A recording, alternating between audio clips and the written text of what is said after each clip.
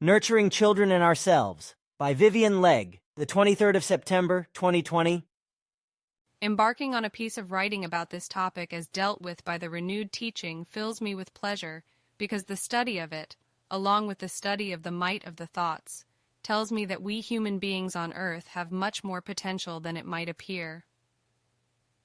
With harsh pronouncements from the renewed teaching texts on the miserable state of our development and lack thereof, and initially only a vague understanding of how to move forward, it can seem overwhelmingly bleak.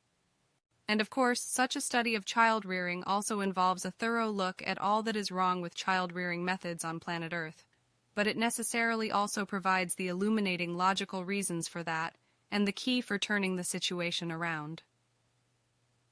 In other words, we are not stuck this way.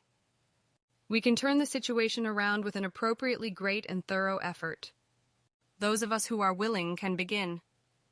There are so many important and interesting aspects to explore in this, and although they take many different forms, it is not difficult to understand overall.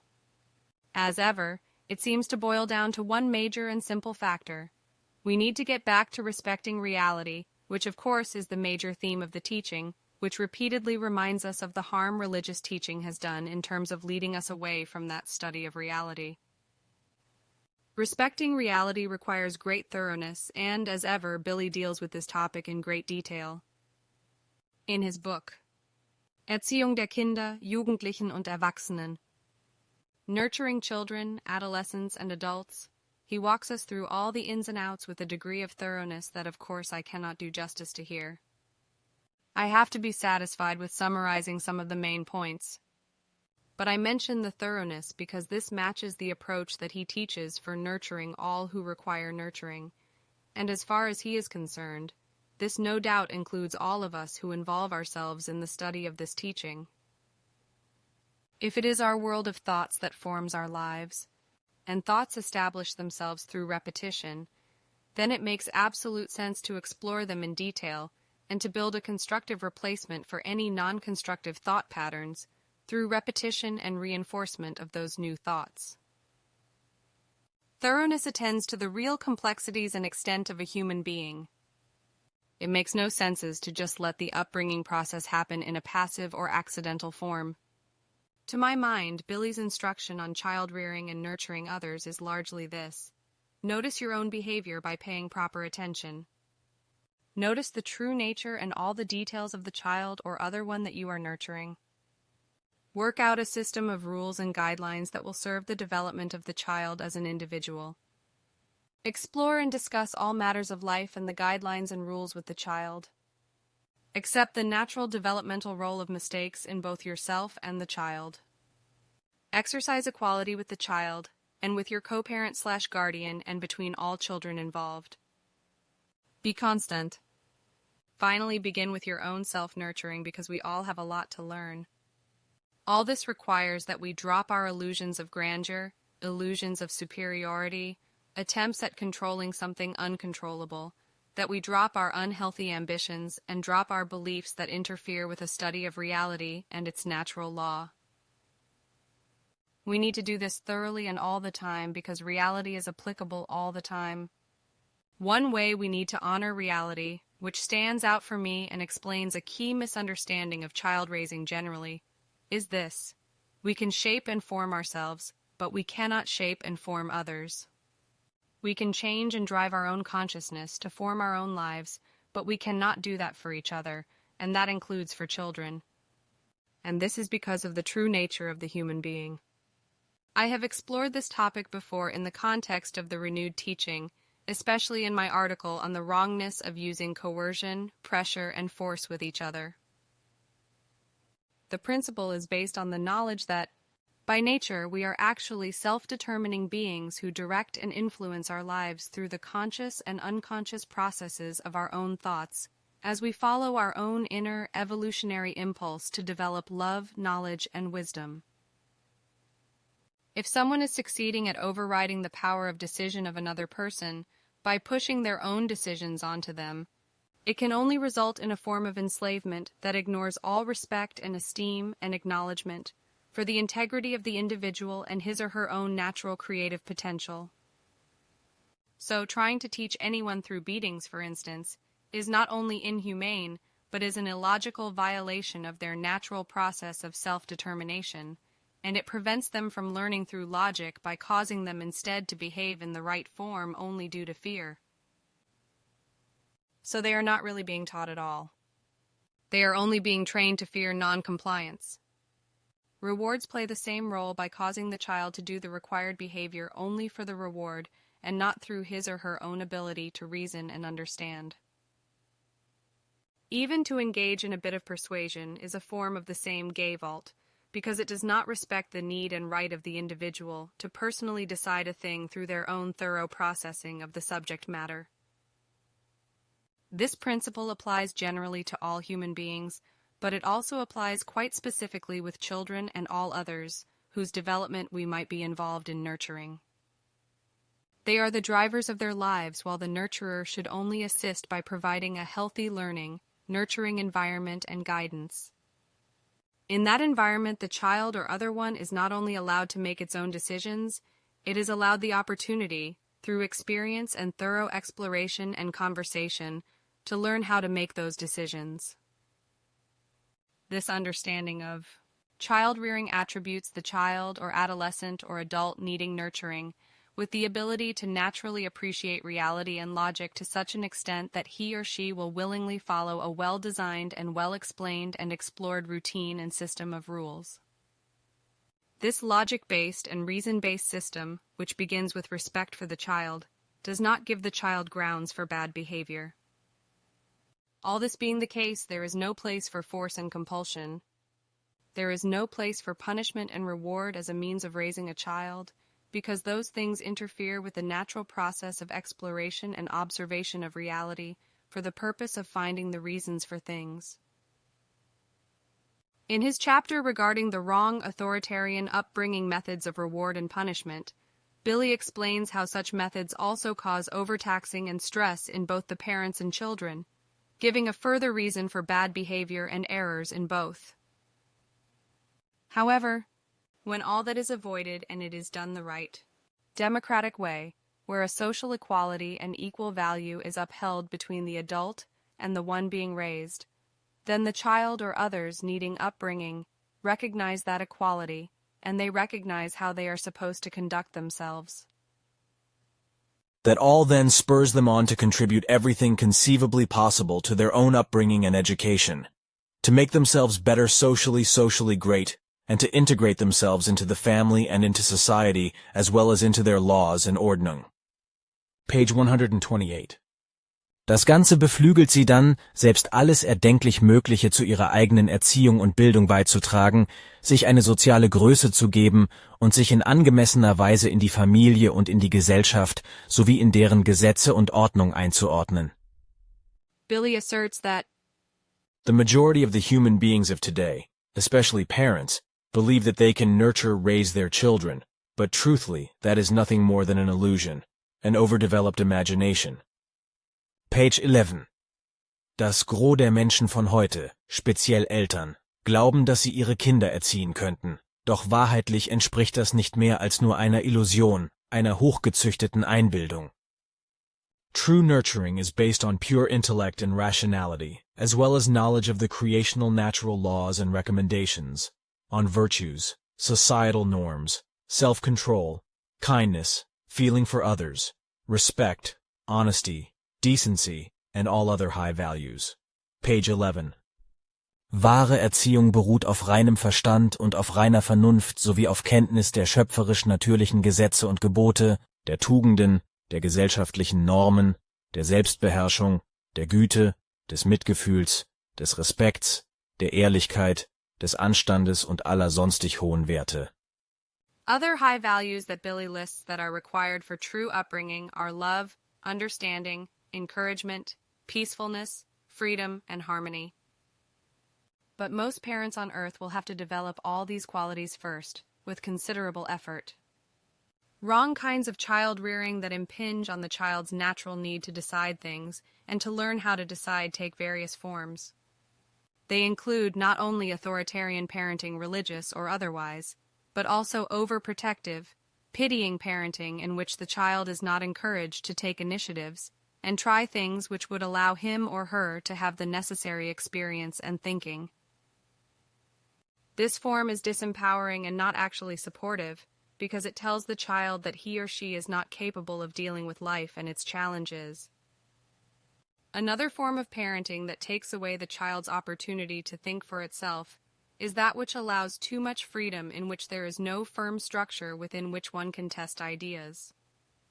Another is parenting where exploration of the reality and its truth is displaced by religious belief. Also parenting where there is no encouragement, no love, no conversation, and no stimulation can be included in this list. All of that requires further explanation, as Billy does in his book, and is too much to recount here. So I will now look more at what Billy explains about the true nature of the child, because we can only understand why these upbringing methods are inappropriate if we have a good look at the child's true nature. We can begin by coming to understand the concept of equality and equal rights as it concerns children. That is, a child has less knowledge and experience, but that does not make him or her unequal. It only makes him or her less knowledgeable and less experienced. As his or her fellow and equal human being, the parent guardian has the obligation to guide and teach so that he or she can find his or her way in the world. We might be afraid that honoring equal rights in a child means to allow too much freedom and thus make parenting, upbringing impossible, which would certainly have been my fear, and that a certain amount of control is necessary in order to actually be a responsible parent and to bring the child to willingly follow that system of rules. But Billy is not talking about the flower children method of upbringing where children are free to do anything they please and where there is no Ordnung, which he describes as a negative method that does not teach the child to respect Ordnung. So how do you achieve this equal rights thing and still be a responsible nurturer? According to Billy, the answer lies in treating the child with trust and respect, appropriate due to his or her intrinsic rational and creational qualities, and at the same time providing a very thorough teaching about the right way to behave. It does not involve dictating how to behave, but teaching the child and having the child partake in the thorough conversations about it and encouraging their input and consideration. It involves giving very firm guidelines, but also giving the child the option not to follow the rules. This whole method is based on understanding the intrinsic natural impulsion for goodness in a child and the logical nature of the child. In other words, it is all about having a much more positive view of the child of the human being than we normally do. I find that very pleasing. The child is not naturally stupid and irrational or a sinner with no inner guidance of its own. He or she is only inexperienced and lacking knowledge. Billy explains that he or she has natural intellect and rationality and logic even as a baby, although the processes involving those are unconscious at first. Not only does the child have natural rational and creational qualities, so do all parents, although those qualities are often very largely ignored.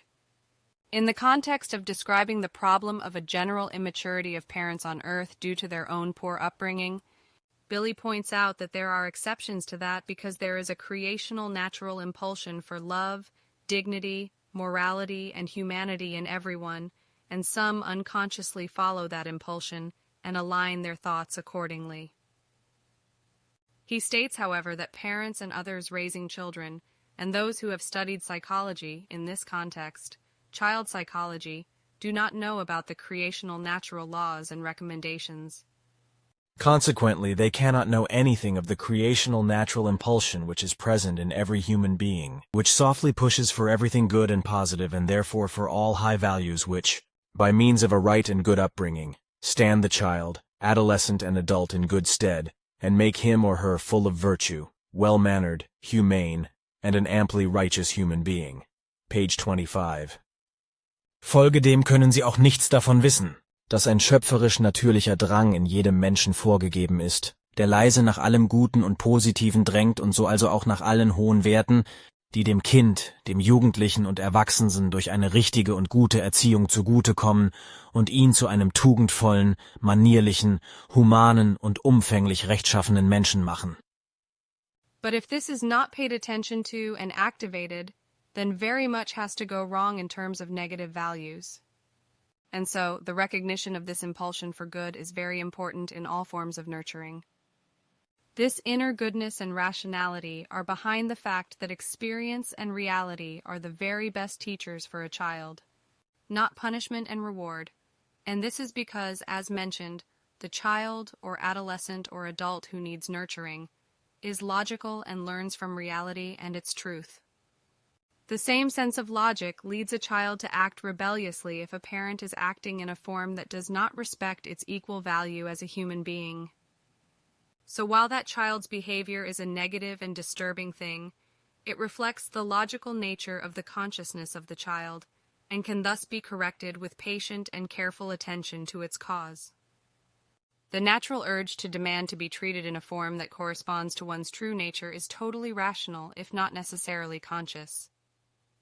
All this explains that not only are children and human beings in general naturally logical, strong, and capable of learning through intellect and rationality, if those things are nurtured, but that reality itself is a trustworthy teacher.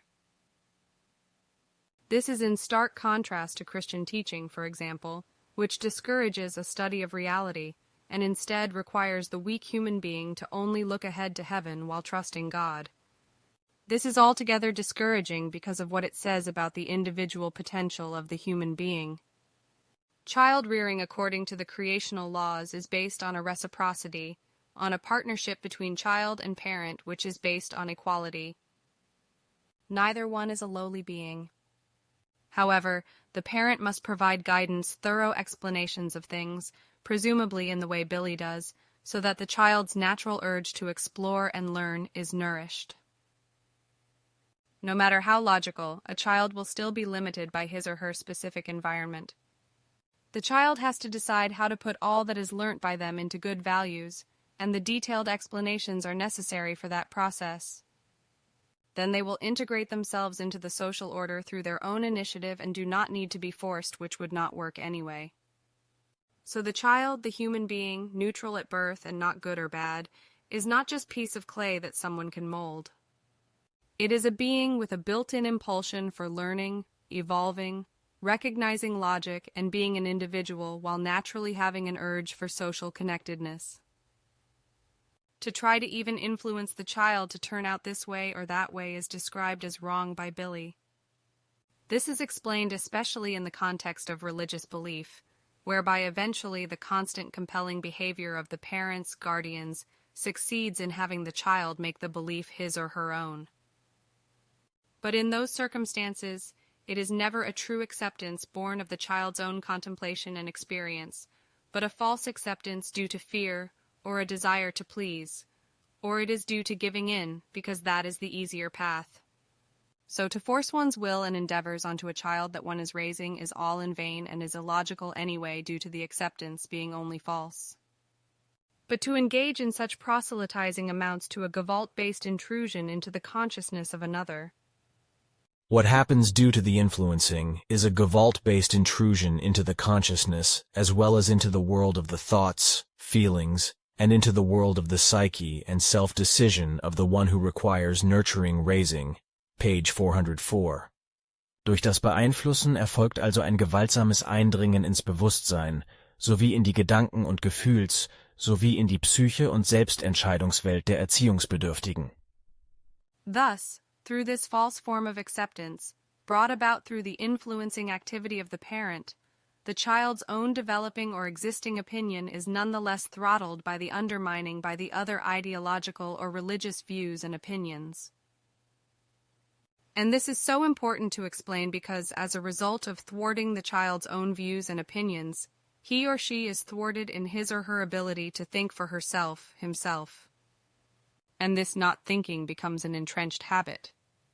And when the world is predominantly populated by human beings whose ability to think for themselves has been throttled to a greater or lesser extent, we have a very serious problem, as is clearly the case. If we need a stark example, we can find one in the ways that so many individuals are behaving in relation to coronavirus restrictions. Billy repeatedly emphasizes the need to be thorough in conversations with children. all matters need to be discussed and dealt with. The child needs the opportunity and impetus to consider everything for himself or herself. For these all-important conversations, though, it is necessary to not only treat children as equals, but to allow them time to ask questions and raise topics and explain what their opinion is of something. How many modern parents or parents struggling just to survive will give the time necessary for this? The parent needs to achieve a close, loving partnership with the child so that there is a mutual trust where the child feels understood and valued as a human being. Positive acknowledgement of right behavior provides the very important encouragement. Praise, on the other hand, constitutes a type of exaggeration and a reward which only causes the child to act correctly in order to get the praise, which also is discouraging because it is thought that such is needed. In contrast to encouragement, rewards are extremely harmful and counterproductive because the child is put in an inferior position by them, thus is shown unequal value. The child sees that there is a lack of respect when a right behavior is met with a prize, as if he or she cannot know or come to know how to behave well through his or her own appraisal of things. And so in that case there is no common ground to be found between the parent and child. This also prevents a feeling of belonging to the family. As part of the process of allowing the child to think everything through, the child must also be taught to cope with negative occurrences, and thus not be thwarted by overprotectiveness. For instance, it is important to teach about birth and death and the whole cycle of life so that it is understood as a non-permanent thing which serves a deeper purpose. Death must not be a taboo topic? Billy writes that there is no time when the child is too young for this, and that is the case also for learning about the process of procreation. An overprotective parenting not only prevents the child from learning about coping with difficulty and loss through death and other things, but as mentioned, it also discourages it from exploring life and being able to have necessary learning from that exploration. It gives the child the message that he or she is not capable, and the child therefore does not try. Respecting the true value and self-responsibility of a child comes down to allowing it to recognize and correct its own wrong behavior, and this means the child feeling the discomfort of wrong behavior by not being shielded from the consequences. All of the realization and correction must come from the child itself. Because those responsible for raising the child or other one requiring upbringing, nurturing do not in any form have the right to curtail the self-responsibility of the one requiring upbringing, to throttle it, or to take it on themselves. Page 138. Denn die Erziehungsberechtigten haben in keiner Art und Weise das Recht, die Selbstverantwortung der Erziehungsbedürftigen zu beschneiden, sie ihnen abzuwürgen und deren Verantwortung selbst zu übernehmen. So when a child is behaving badly and comes to feel impulsions of discomfort, Regungen der Unbehaglichkeit, because of it, then that is the right process for self-correction and an improvement in harmony between the parent and child. The child must be allowed to feel that impulsion of discomfort. Therefore, Billy explains that pity, preaching, and chiding are wrong. In fact, parents and other nurturers/upbringers very often have the opportunity to allow the emergence of the consequences of the wrong behavior, actions, and conduct of the ones they are responsible for, so that the effective effects can unfold. But just that is often disregarded, because in place of feeling for others, sheer wrong pity as well as preaching and scolding come to the fore in order to protect the ones being raised. Page 145. Tatsächlich haben Eltern und sonstige Erziehende sehr häufig die Gelegenheit, die Folgen des falschen Benehmens, Handelns und Verhaltens ihrer Erziehungsbefohlenen eintreten zu lassen, damit sich die effektive Wirkung entfalten kann. Gerade das wird aber oft missachtet, weil anstelle von Mitgefühl blankes falsches Mitleid sowie ein Predigen und Schelten an den Tag gelegt werden, um die zu Erziehenden zu beschützen. I understand from Billy's explanations that pity prevents the experiencing of the painful results. Preaching in an attempt to compel the child to see the error just creates noise that does not respect the actual thought processes of the child and inhibits their natural ability to think something over. Chiding or scolding is like a punishment and again does not address the matter logically, but instead builds up irritation and a block to reason. If our attention is turned to the true nature of human beings and the true nature of reality and its truth, we can really be encouraged in the process of parenting or nurturing in general. Although it will be quite a huge task to change from old, ingrained traditional and religious authoritarian methods of child rearing, the inspiration for right methods is naturally in us. Love, understanding, encouragement, peacefulness, freedom, and harmony are, as Billy explains, a wonderful tool for nurturing correctly. And we are taught in this renewed teaching, and through our own experience when we make an effort, that they are present as creational power in every human being. They just have to be recognized and brought to the fore. Concerning bad behavior. Normally it is easier for the one being raised, nurtured, of any age, to be good than bad, because normally, from birth, they do not want to be bad because they are fundamentally born neutral.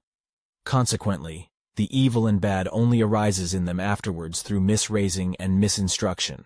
Page 397. Normalerweise ist es für zu Erziehende jeden Alters leichter, gut als schlecht zu sein. Denn im Normalfall haben sie schon von Geburt an nicht das Bedürfnis, schlecht sein zu wollen, weil sie ja grundlegend neutral geboren werden, folglich das Böse und Schlechte erst nachträglich durch Misserziehung und Missbelehrung in ihnen entsteht. Billy explains that an exception can occur if there is an inherited pathological psychopathic bad behavior, but that usually is triggered by bad parenting. To convey some of what Billy describes about dealing with bad behavior, I have come up with my own example. It involves using something that is termed Gevalt Sam Aga Valt Los Ik Kite, which is explained elsewhere in the teaching, but which I need to explain here a little too. This Gevalt Sam Aga Valt Los Ik Kite, which is passive Gewaltsamkeit, has to be understood not in the usual sense of bad Gavalt, but only In the sense of a positive, pacifying, harmonizing, equalizing, uplifting, rescuing, and ordning-making application in the form of a power, might and influencing and so forth, which logically offers passive resistance. Page 249. Im Sinne von einem positiven, befriedenden, harmonisierenden, ausgleichenden, erhebenden, rettenden und ordnungsschaffenden Einsatz in Form von passiven Widerstand bietender Kraft, Macht und Beeinflussung und so weiter, In logischer Weise. if your little girl decides to have a tantrum in the middle of the road with oncoming cars, you have to exercise Gevalt Sam Aga Valt Los Ik Kite. That is to say, calmly but decisively snatch her off the road to safety. It is an action that had to come about in order to prevent something worse. The little girl did not know how to fix the situation without the use of bad Gewalt. But you must not also exercise bad Gewalt and get in a rage about it. You just firmly and calmly explain in detail the error that the child made, even if you have to wait until later when she is capable of listening. Arguably, you might have to also restrain the little girl for a while if she insists on continuing to be dangerous. But again, this is a logical and calm action accompanied by thorough explanations and discussions as soon as possible, and explanations about what now needs to happen, and then follow-up discussions later on around the whole topic. All the while, we need to remember that this child, who deserves to be treated as an equal, requires guidance for her development due to her lacking knowledge and underdeveloped ability to appraise the situation consciously. I have to point out that I never had children of my own, and my task is simply to convey what is taught in the renewed teaching. I imagine that the conversation would go something along these lines. It is time to behave in a way that is responsible and does not cause danger to yourself and others. It is time to think of how your actions could harm others, like the drivers on the road. What do you think they experienced when they saw you so close on the road in front of them? This is all in a non-chiding form. You need to show me that you will be sensible and thoughtful and kind now, so that I can feel it is safe to let you go, and so that I don't have to worry about you instead of doing the shopping that we need so that we can have dinner, etc. Whatever words one chooses, the point is to bring the child to recognizing for itself the logic, the positive cause and effect connections, in turning to the right behavior. This will be best achieved by letting her recognize that you see her as an equal who has simply made a mistake. You are not looking down on her as an inferior being who needs punishment and then reward if the right behavior is carried out. You are showing her that she is respected for her own emerging, but not yet developed ability to use reason and intellect. She can come to recognize the logic and need for your restraint because of her innate logical ability. Unless there is also a deep need to get attention this way, the logic and thoroughness and calmness and decisive logical action should do the trick. Billy explains such an approach with this following example. When a person who you are nurturing is hurling verbal abuse your way and will not stop the assault by listening to reason and explanations, you can remove yourself from the situation, thus logically forcing them not to have an opponent. But as you do so, you must calmly make it apparent that it is not their person that you are removing yourself from, but the abuse that is coming out of them. Love, friendliness, peacefulness, and affection must recognizably remain. If there is a deep need to get attention through tantrums and other bad behavior, that also has to be corrected patiently by giving the right sort of attention, if it has not been forthcoming before, and having the right sort of explanatory discussions about it. Although all are equal in value to ourselves as nurturers, we still have the responsibility not to pander to their improper demands. All this requirement for calm explanation does not exclude the necessity of now and then delivering a harsh rebuke. But we can be sure that the right reason for that will be based on logic and serves the purpose of encouraging understanding and correction of behavior in the child or other one concerned. All the necessary explanations have to be contained in the rebuke so that the child is in no doubt about what it is about and what needs to be corrected. However, Billy asserts that The majority of those with upbringing authority are not able to distinguish or have trouble distinguishing between firmness, strength, love, righteousness, equal rights and control. Page 150. Das Gros aller Erziehungsberechtigten vermag in der Regel nicht oder nur sehr schwer zu unterscheiden zwischen Festigkeit, Stärke, Liebe, Gerechtigkeit, Gleichwertigkeit und dem Herrschen. This discussion about Gevalt Sam Agavalt Los Ickheit allows us to better understand the need for firmness rather than control. But we still have a great amount of trouble distinguishing between these two things. We tend to naturally realize that taking a strong stand with something is good in order to provide a firm structure and boundaries. But these examples of Gevalt Sam Agavalt Los Ickheit show us how to do it in a way that is not authoritarian. Not being authoritarian must also apply to the harsh rebuke, which presumably is called for because the individual concerned is too stubborn to respond to anything else.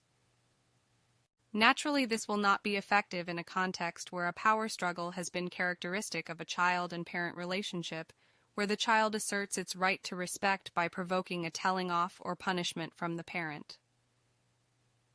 In these circumstances, the harsh words will just be responded to with the child's attempt to assert its own rights once again, and feeling pleased to have caused the parent guardian more trouble, as seemingly expressed by the rebuke. Billy says that those who need an upbringing, nurturing, do need a firm and strict hand in order to feel at ease. Certain rules and requirements given to the child may seem dictatorial, but as a rule they are not seen that way by the child if it is justified, and they are given the right to choose between the rule and the consequences of not following it. So really, it seems to be saying that if the firm rules and limits are willingly accepted, due to their right nature, and requirements are not dictatorially put, then this does not constitute control. I suppose this can be compared to a different situation in which we voluntarily undertake some sort of training, with music or sport or some other discipline, and we accept that we have to do what we are directed to do in order to achieve that purpose. And we will accept a rebuke as fair if we have nonetheless neglected to follow the directions due to laziness or carelessness. To esteem the child means that not too much is presumed or expected, but also not too little is expected either, and there is not too little trust. A lack of firm boundaries does not facilitate development or indicate trust. To look again at the above example, we can see that a piano teacher who does not reinforce the need for daily and orderly practice cannot expect progress from the child. Instead, it will be a chaotic, impulsively driven interest in the music which cannot develop in any one direction for long. As alluded to already, much bad behavior is simply the result of a child rebelling against authoritarian, dictatorial parenting by consciously or unconsciously expressing his or her right to equality. Also, as mentioned, bad behavior can arise from the natural desire for attention in a situation where attention has been lacking. And so, much of the bad behavior can be patiently corrected through a giving up of authoritarian parenting and by giving plenty of the respectful, real attention that is due. However, none of this means that one should become a slave to a demanding child, because that does not allow for self-respect and respect for the rest of society. To teach a child bad behavior that way, which would cause him or her endless problems in life, would not be a form of respect for the child. Firm guidelines still apply, but they are explored and discussed and understood by the child who receives plenty of nurturing attention during that process. Not only children and adolescents, but also adults who require an upbringing, are sharp observers, and very quickly recognize the righteousness of logical consequences in regard to their behavior. Actions and conduct, regardless of whether they brought about the logical results themselves or whether they were conceived of and applied by the ones charged with upbringing, ours, educating. Page 148. Nicht nur Kinder und Jugendliche, sondern auch erziehungsbedürftige Erwachsene sind scharfe Beobachter und erkennen sehr schnell die Gerechtigkeit logischer Folgen in Bezug auf ihr Benehmen, Handeln und Verhalten, und zwar ganz gleich, ob sie diese logischen Folgen selbst heraufbeschwören oder ob sie durch die Erziehungsberechtigten erdacht und zur Anwendung gebracht werden. Nurturing ourselves. Nurturing and self-nurturing is a lifelong process. Under normal circumstances, the child needs a nurturing upbringing until the age of 25, according to Billy. Meanwhile, we never finish our own nurturing self-development. But not only does it never end. If we are looking honestly at ourselves with the necessary thoroughness for this process, we discover that our childhood nurturing was lacking this or that element, and this is regardless of how well-meaning our own parents or guardians might have been. After all, their upbringing would have been lacking something or other, and so would that of their parents, guardians. If we can work out what exactly was missing from our own upbringing, we can begin the process of correcting for that by introducing it to ourselves now in our self-nurturing development. Vital ingredients for our success in self-upbringing are surely the same as for nurturing a child or other person. Attentiveness, thoroughness, exploration, learning from experience, self-respect, respect for reality and its truth, respect for Ordnung and the use of logic, intellect, and rationality. Also, we need to avoid reward and punishment and instead just learn through our own experiencing. The personality, individuality, character, and intelligence of each person must be taken into consideration in nurturing development methods. All are not alike.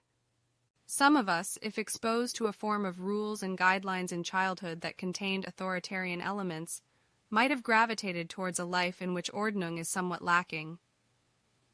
We may have interpreted the structure itself as the problem, rather than the unthinking obedience it required of us. As with so many things, this is an understandable but irrational reaction. As Billy points out, a lack of Ordnung reveals a lack of esteem for that which is required for a good upbringing by the parent guardian. Even babies are already reportedly able to develop unconscious respect for Ordnung if they are well integrated into the good, right educational upbringing. As ever, our own logic tells us why Ordnung is necessary. How can we undertake a proper upbringing nurturing if Ordnung is not maintained? How can you ensure a well-balanced, healthy diet is maintained if mealtimes are chaotic and accidental? The same applies to everything else. How can you maintain good hygiene if something else threatens to interrupt your self-maintenance activities? How can you establish a good pattern of thoughts if you have no regular routine to form them around? What about nurturing relationships? Ordnung applies there too, such as in conversation, so that respect is shown for the other one. And Ordnung is important for ensuring there is adequate recuperation and recreation time. Of course, we do accept Ordnung in various contexts, which only underlines our unhelpfully contradictory view about it.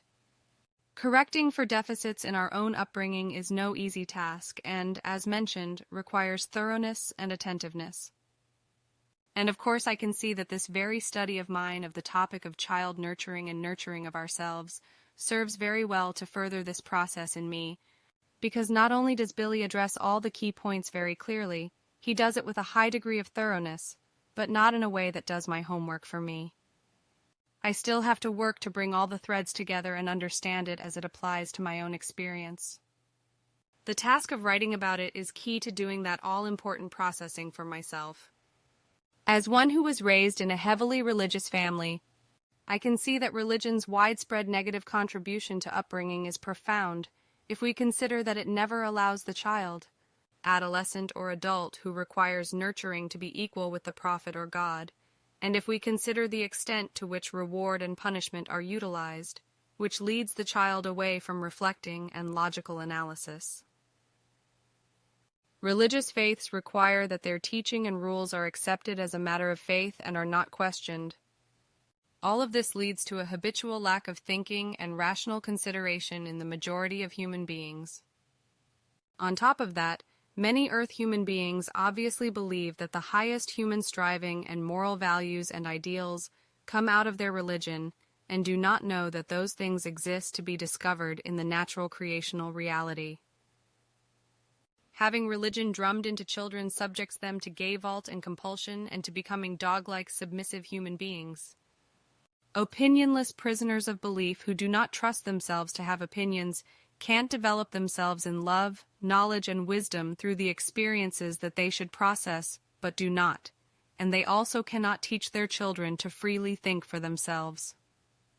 This is clearly why Earth human beings are described by the renewed teaching as largely stagnating and why, with all the increasingly unfolding disasters that this state of affairs has brought about, the time to strive to correct for this deeply entrenched mistake is very much overdue. There is only one successful way forward, and that is through disciplined, patient, logical effort. My optimism regarding this understanding is not based on how things look in the world now, and are likely to look for a very long time to come, but on the fact that the Earth humankind is not doomed to be self-destructive and dysfunctional forever, but just has to move its way out of the lingering effects of an unfortunate past. According to all we read from Billy and what we can experience ourselves, we never lost our inner natural drive for goodness, and so we can begin that transformation. Is there really any other path at all that makes sense?